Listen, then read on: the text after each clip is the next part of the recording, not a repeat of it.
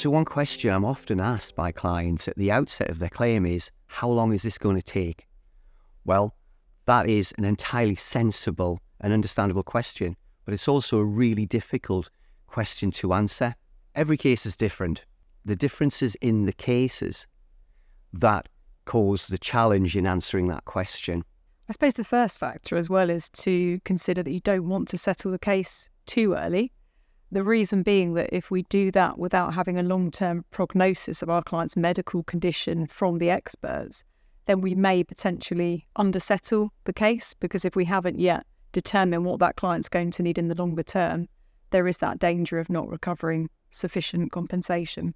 I think another factor is the stance that the defendant, and that's the company or the person who we consider to be at fault for the accident, the stance that they take to the claim.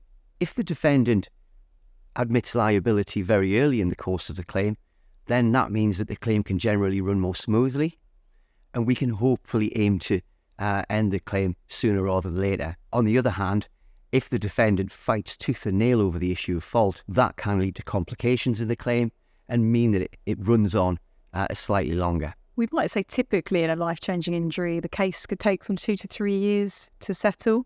In clinical negligence cases, however, they do typically take longer because of the complexities in proving that there has been negligence, that somebody is liable to compensate our clients. And that is partly to do with the number of medical experts that we often have to instruct to give their views on liability. In particular, with seriously injured children, often, even if that child's made a very good physical recovery, it's not until many years later, often when the teenage years kick in, that the subtle cognitive and behavioural issues may become apparent.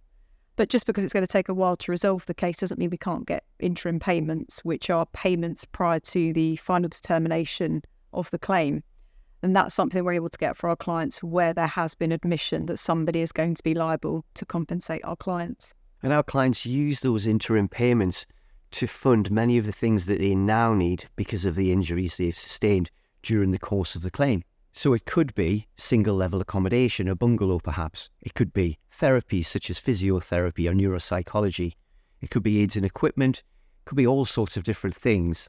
At Stewart's, our solicitors only handle at most 10 to 12 cases.